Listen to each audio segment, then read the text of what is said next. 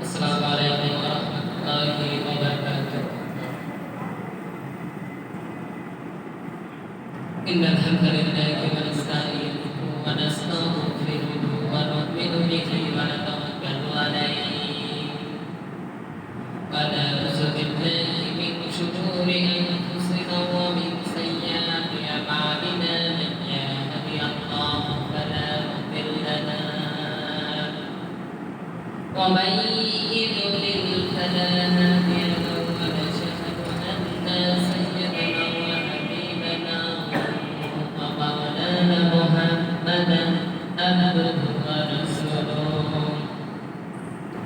الذي أرسله بالحق بشيرا ونذيرا وداعيا إلى الله بإذنه وسراجا منيرا فقد قال الله تعالى في كلامه اللذيذ والقرآنه التوحيد সকলে জবান খুলে বলুন আউযু বিল্লাহি মিনাশ শাইতানির রাজীম বিসমিল্লাহির রাহমানির রাহিম ولن ترضى عنك اليهود ولا النصارى حتى تتبع ملتهم قل إن هدى الله هو الهدى إلى آخر آيات صدقت يا ربنا. عن علي بن ابي هريره رضي الله تعالى عنه قال قال رسول الله صلى الله عليه وسلم وقال تعالى في شان حبيبي ان الله وملائكته يصلون على النبي يا ايها الذين امنوا صلوا عليه وسلموا تسليما اللهم صل على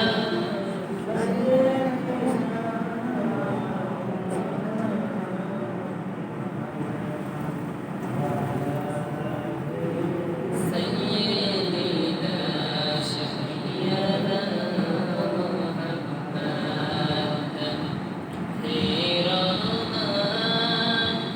তোমার কাছে শুধু এই মোনাজাত মাকে তুমি ক্ষমা করো দাও উপহার চির জান্নাত হে রহমান তোমার কাছে শুধু এই মোনাজাত মাকে তুমি ক্ষমা করো দাও উপহার চির জান্নাত।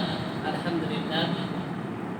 কুষ্টিয়া জেলার কুমারখালী থানার অন্তর্গত ওয়াশি গোরস্তানপাড়া জামে মসজিদের ভিতরে আল্লাহ রাব্বুল আলামিন আমাদের দুনিয়ার সমস্ত কাজ থেকে বিরত রেখে তার এই পবিত্র ঘরে পবিত্রতা অর্জন করার জন্য আমাদের নিয়ে আসলে সেই মহান আল্লাহ রাব্বুল আলামিনের দরবারে আমরা সবাই শুকরিয়া আদায় করছি। আলহামদুলিল্লাহ। সর্বোপরি দরুদ সালাম বিশ্ব মানবতার মুক্তির দূত জনাবে মুহাম্মদুর রাসূলুল্লাহ সাল্লাল্লাহু আলাইহি ওয়াসাল্লাম তার প্রতি অবতীর্ণ কোরআনে কারীম থেকে বিগত 4 সপ্তাহ ধরে আমরা সূরাতুল ফাতিহার বিষয়ে আলোচনা করতেছিলাম। তার শেষ খণ্ড আজকে আমরা আলোচনা করব ইনশাআল্লাহ। বিমা শাহিদিল্লাহি তাআলা ওয়া তাওফীকি ইল্লা বিল্লাহ। আমরা গত সপ্তাহে বলেছিলাম যে আপনার চরিত্র যদি ঠিক না হয় তাহলে কিয়ামতের ময়দানে কিন্তু আপনি জাহান্নামে যাবেন এবং আল্লাহ রাব্বুল আলামিন আপনাকে জান্নাতে দিবেন না। এই জন্য অনেক মানুষকে আল্লাহ রাব্বুল আলামিন অসংখ্য মানুষ জাহান্নাম থেকে মুক্তি পাবে তার চরিত্র ভালো থাকার কারণে। খুব খেয়াল করেন মানুষ তার দেহের উপরে এই যে আল্লাহ রাব্বুল আলামিন আমাদের যে চেহারাটা বানিয়েছেন এই চেহারার উপরে যদি কোনো দান করে অথবা যদি আপনার চেহারা যদি কালো হয় তাহলে অনেক মানুষ কিন্তু কেমিক্যাল অথবা ফেস ওয়াশ ব্যবহার করে ওই চেহারার উপর থেকে ওই দাগটা উঠানোর জন্য চেষ্টা করে, বলেন ঠিক কিনা? অথবা তার নিজের চেহারা তার নিজের কাছে পছন্দ নয়, এই জন্য অনেক ধরনের কেমিক্যাল ক্রিম দিয়ে তার চেহারাটাকে সৌন্দর্য করার জন্য চেষ্টা করে। কিন্তু এই আয়নার সামনে দাঁড়িয়ে যদি নিজের চরিত্র দেখা যেত তাহলে সেটাই সবচাইতে বড় উত্তম হতো, কিন্তু আল্লাহ রাব্বুল আলামিন তা করেন না। আল্লাহ রাব্বুল আলামিন বলতেছেন নিজের চেহারার দাগকে সুন্দর করার জন্য ফেস ওয়াশ ব্যবহার না করে যদি নিজের চরিত্র যদি ঠিক করত তাহলে সেটাই সফলতা হতো। কারণ কিয়ামতের ময়দানে সবচাইতে বেশি লোক জাহান্নাম থেকে মুক্তি পাবে তার চরিত্র ভালো থাকার কারণে। সম্মানিত উপস্থিতি, এই পর্যন্ত আমরা গত সপ্তাহে আলোচনা শেষ করেছি এবং বলেছিলাম যে আমরা নামাজে দাঁড়িয়ে আল্লাহ রাব্বুল আলামিনের কাছে সাহায্য চাচ্ছি, আল্লাহ তুমি ওই সমস্ত লোকদের পথ দাও যাদের উপরে তুমি পুরস্কার দান করেছো। এখন এই পৃথিবীতে কারা পুরস্কার পেয়েছে? চার শ্রেণীর লোকেরা তারা পুরস্কার পেয়েছে, নবীরা, সিদ্দিকরা, সালেহিনরা আর নেককার বান্দারা। সম্মানিত উপস্থিতি, এখন এই নবীরা, সিদ্দিকরা, শহীদরা, সালেহিনরা, নেককার বান্দারা তারা কিন্তু এমনিতেই কিন্তু তারা পুরস্কার পায়। লক্ষ্য করে তাকিয়ে দেখুন আমার আপনার নবী বিশ্বনবী জনাবে মুহাম্মদুর রাসূলুল্লাহ সাল্লাল্লাহু আলাইহি ওয়াসাল্লাম তিনি ইসলামের জন্য যত কষ্ট করেছেন, নবীরা যত কষ্ট করেছেন, এই পৃথিবীতে দুইজন নবী বাদে সকল নবীরাই কিন্তু নির্যাতিত হয়েছে। আল্লাহ রাব্বুল আলামিন পৃথিবীর বুকে 1,24,000 পয়গম্বর আল্লাহ রাব্বুল আলামিন পৃথিবীর বুকে প্রেরণ করেছেন। এই 1,24,000-এর ভিতর থেকে দুইজন নবী বাদে সকল নবীরাই কিন্তু নির্যাতন হয়েছে, তারা মার খেয়েছে। হযরত ইউসুফ আলাইহিস সালাতু ওয়াস সালামের উপরে মিথ্যা তহমত দিয়ে তাকে 10 বছর কিন্তু জেলে আটকে রাখা হয়েছিল। এরপরে বিশ্ব নবীর মতন মানুষকে 3 বছর আবু তালিবের শিশির আবু তালিবের ছেলে বন্দী ছিল বিশ্ব নবী। এবং আমার আপনার নবী বিশ্ব নবীকে হত্যা করার জন্য কিন্তু একবার নয়, দুইবার নয়, প্রায় 82 বার কিন্তু টার্গেট করেছিল কাফেররা। কিন্তু আমার আল্লাহ রাব্বুল আলামিন বিশ্ব নবীর চরিত্রকে উসওয়াতুন হাসানা বলেছেন। তামাম পৃথিবীর মানুষদেরকে এই বিশ্ব নবীর চরিত্রের দিকে লক্ষ্য করতে বলেছেন আল্লাহ রাব্বুল আলামিন। এবং আল্লাহ রাব্বুল আলামিন এই বিশ্ব নবীর চরিত্র দিকে লক্ষ্য করে আল্লাহ রাব্বুল আলামিন ফরজ আইন করে দিয়েছেন। এই যে আজকে 12ই রবিউল আউয়াল বিশ্ব নবীর জন্মদিন, মিলাদুন নবী যেটা বলা হয়, কিন্তু এটা সিরাতুন নবী সাল্লাল্লাহু আলাইহি ওয়াসাল্লাম। এই দিনে কিন্তু অনেক আয়োজন হচ্ছে বিশ্বনবীর জন্য। বিশ্বনবী পৃথিবীর বুকে এসেছে, কিন্তু আজকে থেকে আমাদের শপথ নিতে হবে যে বিশ্বনবীকে আমরা কি করব? অনুসরণ করব। বিশ্বনবীকে তো ভালোবাসতেই হবে, কিন্তু তার পাশাপাশি কি করতে হবে? অনুসরণ করতে হবে। সম্মানিত উপস্থিতি, এই নবীরা দুইজন নবী বাদে কিন্তু এই পৃথিবীর বুকে সমস্ত নবীরাই কিন্তু নির্যাতিত হয়েছে। হযরত আদম আলাইহিস সালাতু ওয়াস সালাম আর হযরত সুলাইমান আলাইহিস সালাতু ওয়াস সালাম এই দুইজন নবী বাদে কিন্তু পৃথিবীর বুকে সমস্ত নবীরাই কিন্তু নির্যাতিত হয়েছে, মার খেয়েছে। বিভিন্ন ধরনের মিথ্যা অপবাদ তাদের চরিত্রের উপরে দেওয়া হয়েছে। সবচাইতে বেশি কষ্টের শিকার হয়েছে নবীরা। বলেন কারা? কথা বলেন না কেন? সবচাইতে বেশি কষ্টের শিকার হয়েছে কিন্তু নবীরা। আল্লাহ রাব্বুল আলামিন আফসোস করে কোরআনে কারীমের ভিতরে সেই কথা বলতেছেন, ইয়া আসরাতান আলা ইবাদিহি মা ইয়াতিহিম মির রাসূলিন ইল্লা কানু বিহি ইস্তাহজিউন। সুবহানাল্লাহ। কোরআনে কারীম সূরা ইয়াসিন 23 নম্বর পারার 1ম নম্বর পৃষ্ঠা 7 নম্বর লাইনে আল্লাহ রাব্বুল আলামিন বলতেছেন, আল্লাহ রাব্বুল আলামিন মানুষদের জন্য আল্লাহ রাব্বুল আলামিন আফসোস করতেছেন। তিনি বলতেছেন, আফসোস, আমি এমন কোন নবী পাঠাইনি যে সকল নবীরা সমকালীন যুগের লোকেরা এই নবীদেরকে নিয়ে হাসি ঠাট্টা তামাশা উপহাস করেনি, জেল জরিমানা নির্যাতন তাদের উপরে করেনি। এমন কি তারা সমস্ত লোকেরাই বিশ্ব নবীদেরকে নিয়ে হাসি ঠাট্টা করেছে এবং উপহাস করেছে। সেই কথা আল্লাহ রাব্বুল আলামিন সূরা ইয়াসিনের ভিতরে বলতেছেন। এই আয়াতের তাফসীরের দিকে দেখবেন একটা গুরুত্বপূর্ণ তথ্য আছে। আল্লাহ রাব্বুল আলামিন বলতেছেন, আল্লাযীনা যে বা যারা ইউজিউনা কষ্ট দেয় আল্লাহ এবং তার রাসূলকে এবং আল্লাহকে লাহুম আযাবুন আলীম, তাদের জন্য আল্লাহ রাব্বুল আলামিন যন্ত্রণাদায়ক আযাব আল্লাহ রাব্বুল আলামিন তৈরি করে রেখেছেন। জোরে বলেন নাউজুবিল্লাহ। যারা আরবি গ্রামার বোঝে তারা খুব খেয়াল করেন, এই যে আল্লাহ রাব্বুল আলামিন এখানে আযানা না দিয়ে গুনা মুজারে দিয়েছেন। এখানে মুজারে শব্দের শাব্দিক অর্থ আছে বর্তমান, ভবিষ্যৎ, প্রেজেন্ট, ফিউচার। তার মানে আগেও বিশ্বনবীকে মানুষটা কষ্ট দিয়েছে, এখনও দেবে, ভবিষ্যতেও দেবে।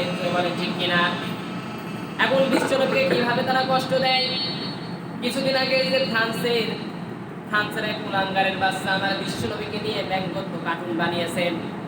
এই ফ্রান্সের তিনি কিন্তু প্রেসিডেন্ট মানুষ, তিনি কি করেছেন? আমার বিশ্বনবীকে নিয়ে কার্টুন বানিয়েছেন। আল্লাহ রাব্বুল আলামিন কিয়ামতের ময়দানে বিশ্বনবী আমাদেরকে জিজ্ঞাসা করবেন, যখন আমি এই পৃথিবীর বুক থেকে চলে এসেছিলাম, এই পৃথিবীর বুকের মানুষরা যখন আমাকে নিয়ে কার্টুন বানালো, আমাকে নিয়ে যখন ব্যঙ্গত্ব আকারে আমাকে নিয়ে যখন গালাগালি করা হলো, আমাকে যখন দুশ্চরিত্র যখন করা হলো, তখন তোমরা কি করেছিলে?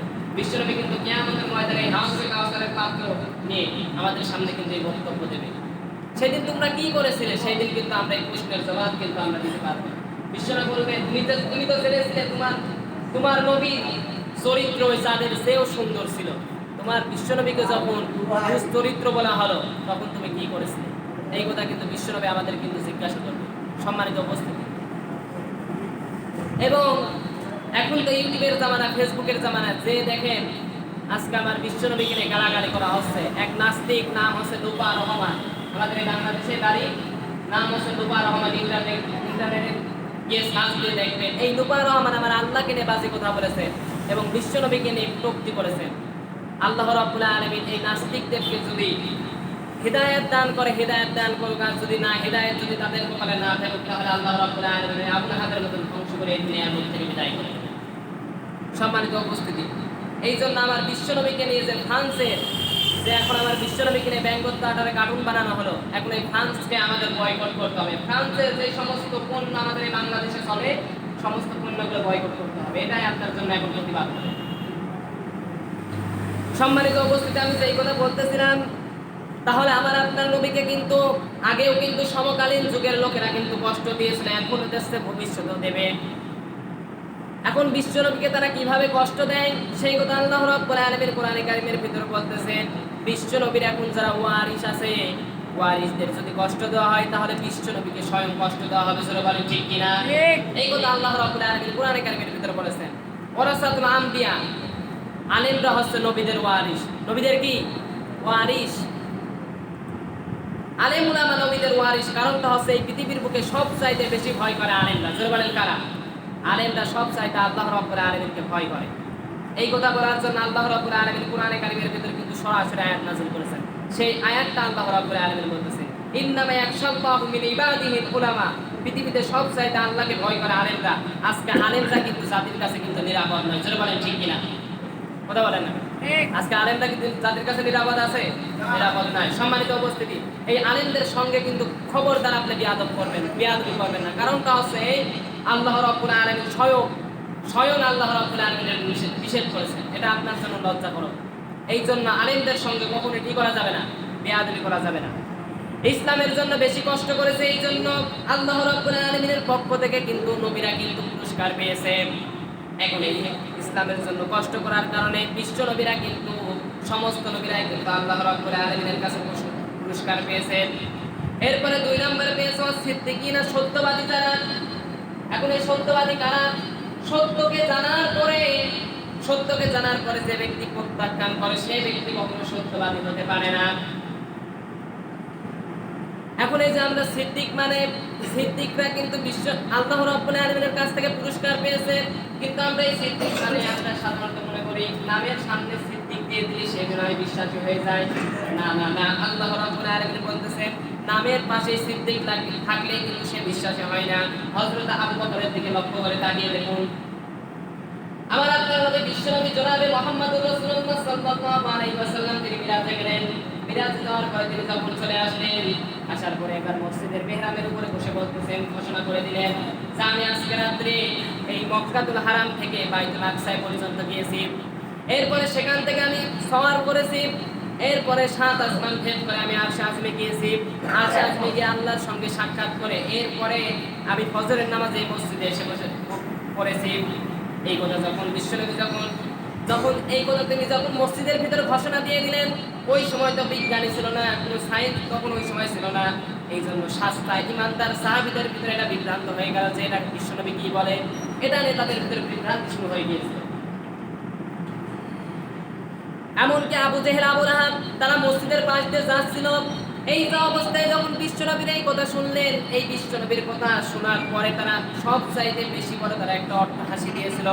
এরপর আবু বকরের কাছে গিয়ে বলতেছে যে আবু বকর, বিশ্বনবী আজকে মসজিদের ভিতর ঘোষণা দিয়েছে যে বিশ্বনবী নাকি আজকে রাত্রে মসজিদুল হারাম থেকে চলে গিয়েছিল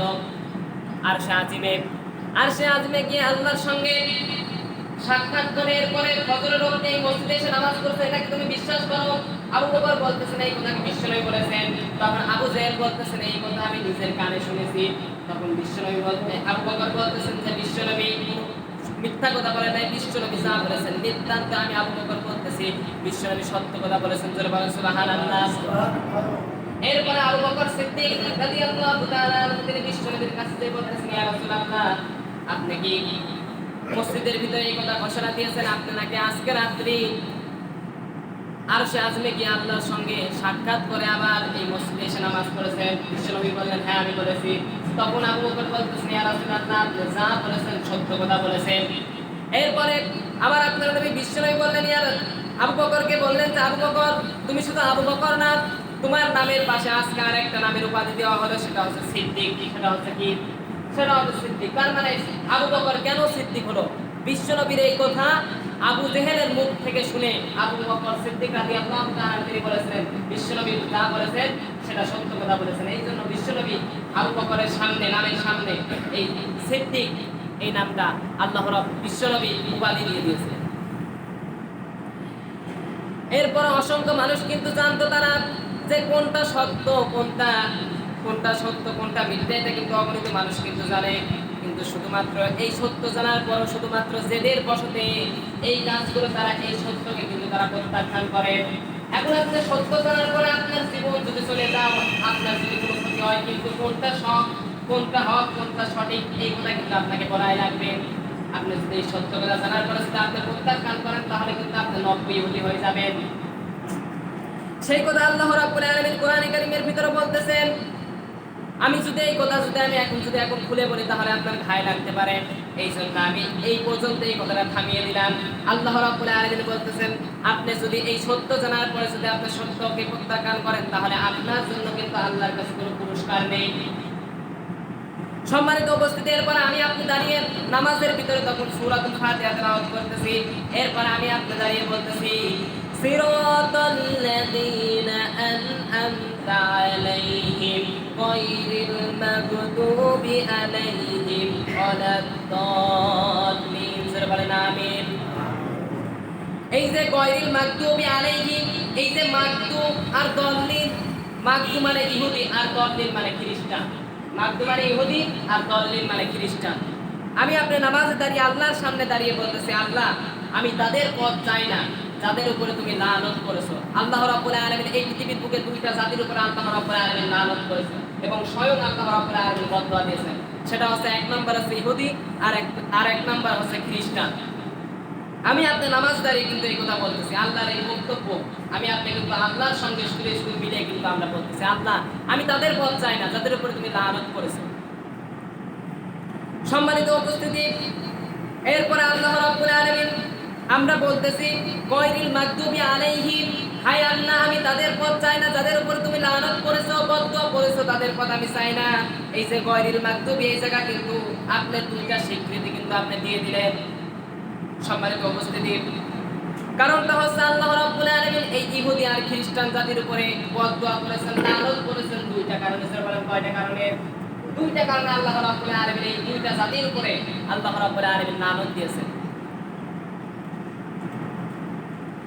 সেই কথা আল্লাহ রাব্বুল আলামিন বলতেছেন এই পৃথিবীর বুকে যত কিতাব এসেছে হযরত আদম আলাইহিস সালাতু ওয়াস সালাম থেকে হযরত ঈসা রুহুল্লাহ পর্যন্ত 103 খানা কিতাব এসেছে।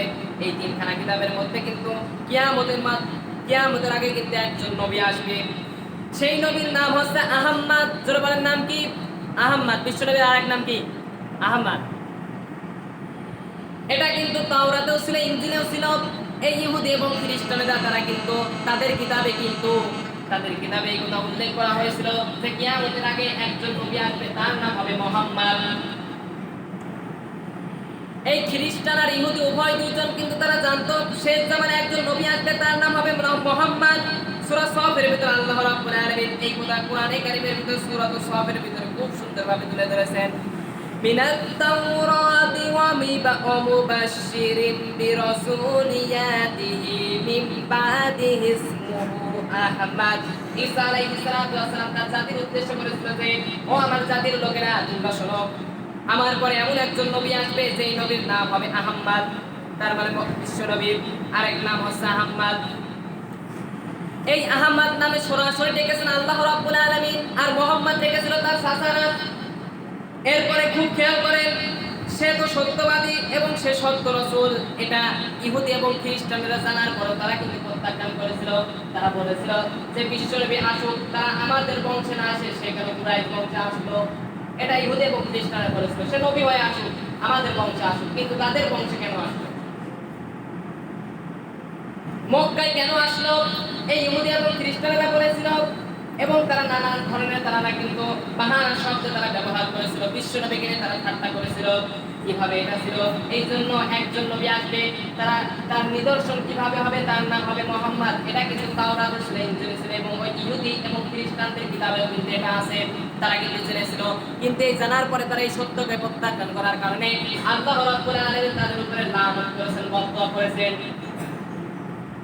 সম্মানিত উপস্থিতি, এরপর আমি আপনাদের এই সূরা ফাতিহার শেষে গিয়ে বলতেছি আমিন। এই আমিন বলাটা হযরত আয়েশা রাদিয়াল্লাহু তাআলা আনহার হাদিস থেকে বর্ণিত করা হয়েছে ইবনে কাসির থেকে। প্রথম খণ্ডে এই সূরাতুল ফাতিহার তাফসীরের ভিতরে উল্লেখ করা হয়েছে। এখন আমাদের এই দেশে আমিন কেউ জোরেও পড়ে, আবার কেউ আস্তেও পড়ে। সম্মানিত উপস্থিতি, এই সূরা ফাতিহার যে আমিনটা বলা, এটা আল্লাহ রাব্বুল আলামিন বলেছেন, বিশ্বনবী বলেছেন যে তোমরা আমিন বলো, কারণ ফেরেশতাদের আমিনের সঙ্গে তোমাদের আমিন যদি মিলে যায় তাহলে আল্লাহ রাব্বুল আলামিন তোমাদের জীবনের সমস্ত গুনাহ কাটা maaf করে দিবেন। বলেন সুবহানাল্লাহ। এই জন্য ওই আপনি একাকীভাবে নামাজ পড়েন অথবা ইমাম সাহেব নামাজ পড়াচ্ছেন, তখন এই সূরা ফাতিহা শেষে কি বলতে হবে? আমিন বলতে হবে। কিন্তু এই আমিনটা আবার বেশি উচ্চ স্বরেও পড়া যাবে না, আবার নিম্ন সুরে পড়া যাবে না। স্বাভাবিক অবস্থায় আপনার এই আমিনটা পড়া লাগবে। কারণ আপনি যদি জোরে করে যদি আমিন বলে ওঠেন তাহলে আপনার কাছে যে রয়েছে তার ক্ষতি হতে পারে। জোরে বলেন ঠিক না? এই জন্য আমিনটা স্বাভাবিকভাবে পড়তে হবে। এটা তিন রকমের মাসালায় আছে। কোন ব্যক্তিরা বলেছেন যে আমিন আস্তে বলতে হবে, কারণ আল্লাহ আস্তে বলতেও শোনা, আবার জোরে বললেও শোনে। কিন্তু মাসালা অনুযায়ী বরং বিশ্বনবী যেই রকম করেছেন সেই রকমই আমাদের করতে বলেছেন। বিশ্বনবী দুই রকমের হাদিসের বর্ণনায় অনুযায়ী মাযহাবের সিদ্ধান্ত হানাফি মাযহাবের সিদ্ধান্ত, এরপরে মালিক মাযহাবের সিদ্ধান্ত, এরপরে শাফি মাযহাবের সিদ্ধান্ত। এক এক সিদ্ধান্ত এক এক রকম দেওয়া হয়েছে। কেউ যদি আমিন জোরে বলে তার বিরোধে আমি বলি না, কারণ এটাও হাদিসে আমিন আছে। আমিন জোরে বলতে হবে, এটাও হাদিসে আছে। আবার কেউ যদি আস্তে পড়ে এরও বিরোধে আমি নয়, কারণ এটাও হাদিসে আছে। তিন রকমের হাদিসে বর্ণনা করা হয়েছে মুসলমানদের। এই জন্য বিশ্বনবী বলেছেন তোমরা এই তিনটা কাজ বেশি করবা। তোমাদের এই তিনটা কাজ থেকে ইহুদি এবং খ্রিস্টানেরা, ইহুদিদের কি হয়? মুসলমানদের তিনটা কাজ দেখলে ইহুদিদের রাগ হয়, এবং এই মুসলমানদের উপরে এই মুসলমানরা যে তিনটা কাজ করবে এই তিনটা কাজ থেকে ইহুদিরা অসন্তুষ্ট হয়। মুসলমানদের উপরে এক নম্বর কাজ হচ্ছে মুসলমানরা এই যে জুম্মার নামাজ পড়ে, এই জুম্মার নামাজ কিন্তু ইহুদিরা দেখতে পারে না। এই জন্য মাঝে মাঝে দেখবেন ওই যে বাইতুল আকসায় নামাজ বন্ধ করে দেওয়া হয়, তাদেরকে মুসলমানদের ওই মসজিদে নামাজ পড়তে দেওয়া হয় না, কারণ ইহুদিদের অসন্তুষ্ট হয়। এই কারণে ইহুদিরা কি করে? বাইতুল আকসার নামাজ বন্ধ করে দেয়, জুমার নামাজ বন্ধ করে দেয়, গন্ডগোল তৈরি করে, ওখানে গোলাগুলি সৃষ্টি করে এবং ওখানে ফিতনা বাঁধায়। সম্মানিত উপস্থিতি, এই জন্য জুম্মার নামাজ পড়াকে আল্লাহ রাব্বুল আলামিন একত্ববাদ হয়ে, ঐক্যবদ্ধ হয়ে এই জুম্মার নামাজ সবাইকে নিয়ে একসাথে পড়ার জন্য বিশ্বনবী আদেশ করে গিয়েছে। এরপরে দুই নাম্বার কাজ হচ্ছে আরেকটা কাজ, যেটা হচ্ছে কিবলামুখী হওয়া। এই যে আমরা সবাই নামাজ পড়ি কোন দিকে হয়? কিবলামুখী, পশ্চিম দিকে না। কারণটা হচ্ছে কাবার ওই পাশে যারা আছে তারা পূর্ব দিকে নামাজ পড়ে, এরপরে যারা উত্তরে আছে তারা দক্ষিণ দিকে নামাজ পড়ে, যারা দক্ষিণে আছে তারা উত্তর দিকে নামাজ পড়ে। এই জন্য কাবা ঘর যখন আমরা সবাই যখন এই নামাজ পড়ার সময় যখন আমরা কি করি? কিবলামুখী হই, কাবার দিকে হই, এটাকে এই কাজটা ইহুদিরা অসন্তুষ্ট হয়, তাদের পরিচয় রাখে এবং এই কাবাকে আল্লাহ রাব্বুল আলামিন ঐক্যর প্রতীক বানিয়ে দিয়েছেন। সম্মানিত উপস্থিতি, এই কাজটা ইহুদিরা দেখতে পারে না, আমাদের এই কাজটা। এরপরে 3 নম্বর কাজ হচ্ছে আমরা এই যে সূরা ফাতিহা পড়ার পরে যে আমিন বলি, এই আমিনটা পড়ার কারণে ইহুদের মনে কিন্তু কষ্ট লাগে। এই জন্য বিশ্বনবী বলে গিয়েছেন তোমরা এই 3টা কাজ করবা, এই 3টা কাজ করার কারণে তোমরা ইহুদিদের রাগানোর জন্য তোমরা এই 3টা কাজ করবা। কারণটা হচ্ছে আগামী দিনে শেষ জামানায় মুসলমান জাতি ইহুদিদের সঙ্গে যুদ্ধ হয়ে তামাম পৃথিবীর নেতৃত্ব এই মুসলমানরা হাতে নিয়ে নেবে। বলেন ঠিক কিনা? এটা আল্লাহ রাব্বুল আলামিন কোরআনে কারীমের ভিতরে স্বয়ং আয়াত নাযিল করে বলেছেন, এটা আমি বলিনি, এটা আল্লাহ রাব্বুল আলামিন বলেছেন। এই জন্য এই মুসলমান জাতি কিন্তু শেষ জামানায় এসে ইহুদি এবং খ্রিস্টানদের সঙ্গে এই মুসলিমদের কিন্তু যুদ্ধ বাঁধবে, আর সমস্ত ইহুদি খ্রিস্টানদেরকে বিশেষ করে দিয়ে এই মুসলমান জাতি নেতৃত্ব করবে। তখন কোনো রাষ্ট্রে কোনো ইহুদির বাচ্চা কোনো খ্রিস্টানের বাচ্চা তখন রাজত্ব করতে পারবে না, সমস্ত রাজত্ব এই মুসলমান জাতি করবে। এটা আগামী দিনে আল্লাহ রাব্বুল আলামিন মুসলমানদেরকে বিজয় করবে। আল্লাহু আকবার। সম্মানিত উপস্থিতি, তাহলে আমি আপনাদের দাঁড়িয়ে কিন্তু নামাজের ভিতরে এই কথা বলতেছি, আল্লাহ আমি তাদের পথ চাই না, তুমি যাদের উপরে লানত দিয়েছো আমি তাদের পথ চাই। ওই নবীরা, সিদ্দিকরা, শহীদরা যে পথ চেয়েছিল, তারা যে পথ পেয়েছিল, পুরস্কার পেয়েছিল, সেই পথটা আমি চাই। সম্মানিত উপস্থিতি, এরপরে আমরা আবার আগামী সপ্তাহে নতুন বিষয় আলোচনা করবো, মৌমাছির বিষয় নিয়ে। এই মৌমাছি আমাদের কি শিক্ষা দিচ্ছে, আমাদের এই মানুষদের কি শিক্ষাটা দিচ্ছে, এই নতুন বিষয় আগামী সপ্তাহে আলোচনা হবে ইনশাআল্লাহ। বিমা শাহিদিল্লাহি তাআলা ওয়া তাওফিকিল্লাহি বিল্লাহি।